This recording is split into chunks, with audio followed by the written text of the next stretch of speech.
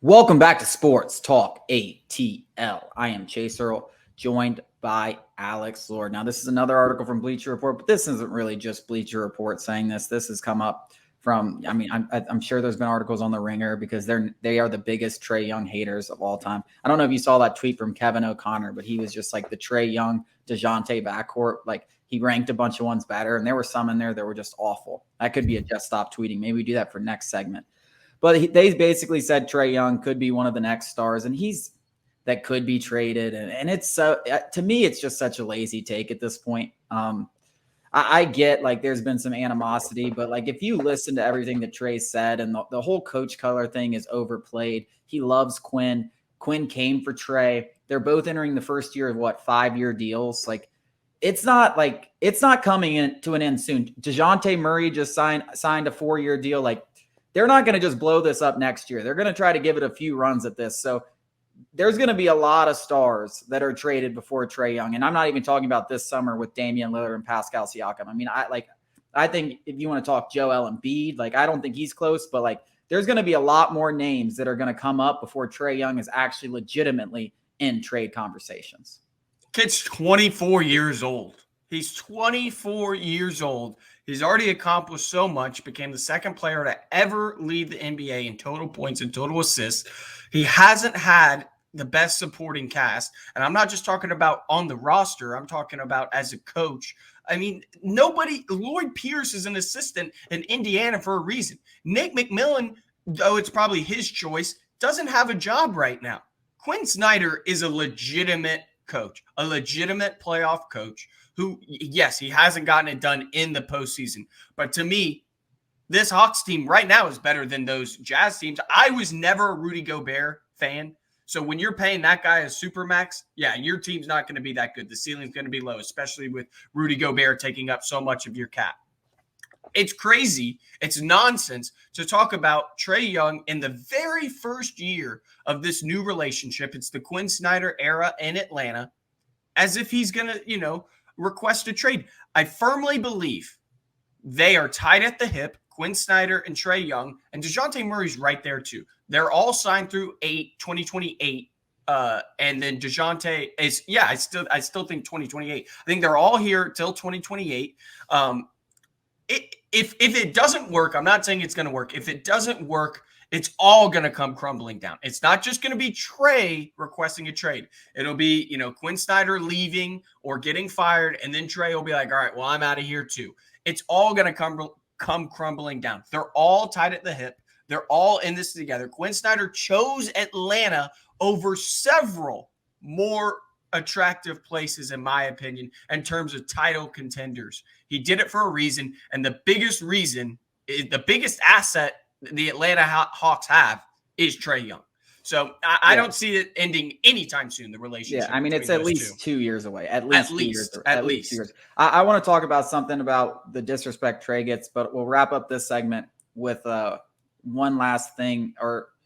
Trae, this whole that he's going to demand a trade kind of stems from the same thing, that he's a baby and a prima donna and a coach killer and all that, which I just don't believe is true. And he's never really done anything to make actually tangible evidence that this is true. So I just don't believe it. That's just the whole narrative. It just continues this narrative. Coming up after the break, we're going to talk more Trae Young disrespect.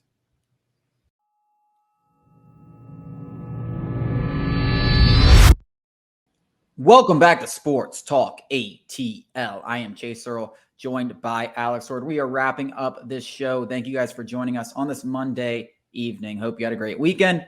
Trae Young, the disrespect that he gets. So I saw a list, and the Kevin O'Connor thing that I mentioned last segment about him ranking Trae and DJM not even like a top 10 backcourt in the league, which is just crazy. Also, I saw another list that said and it was just a random person, but he ranked his top 100 players and had Trae Young 58th. And I'm just where does everyone else just get passes that Trae Young doesn't? Look at Joel Embiid, who won an MVP. I think he's an absolute stud, but that guy has had Jimmy Butler, James Harden, all these stars and plenty of more years in his career than Trae Young has, and still hasn't made an Eastern Conference final. Donovan Mitchell, hasn't done anything, hasn't made any Eastern or any conference finals or anything like that. Like there's so many players you can look around the league that haven't really done anything. Maybe they've won one playoff series and looked good doing it.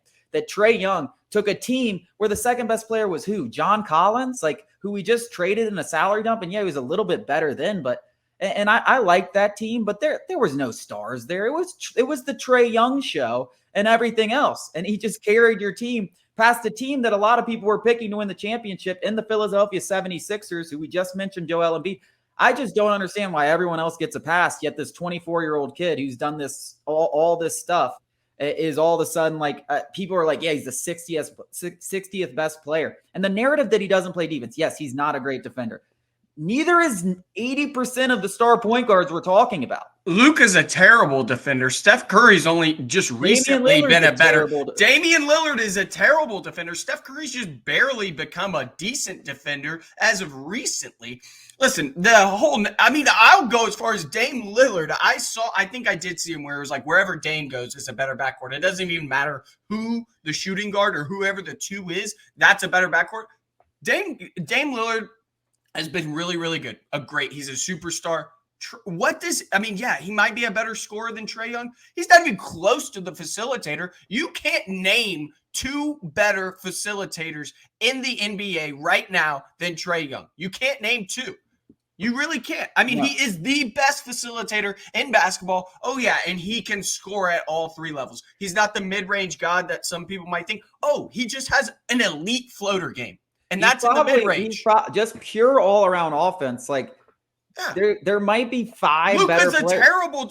Luka is a terrible defender and never gets any flack for it. There might be five guys like in the NBA that I'm taking just offensively over Trae Young. And the game is about getting buckets. And there's just not that many star players that are two-way stars. Like people act like everyone is Kawhi Leonard and like LeBron James and Michael Jordan in their primes. Like, that's just not true. Like most of these guys, especially in today's Kyrie Irving is terrible defensively. He doesn't even try.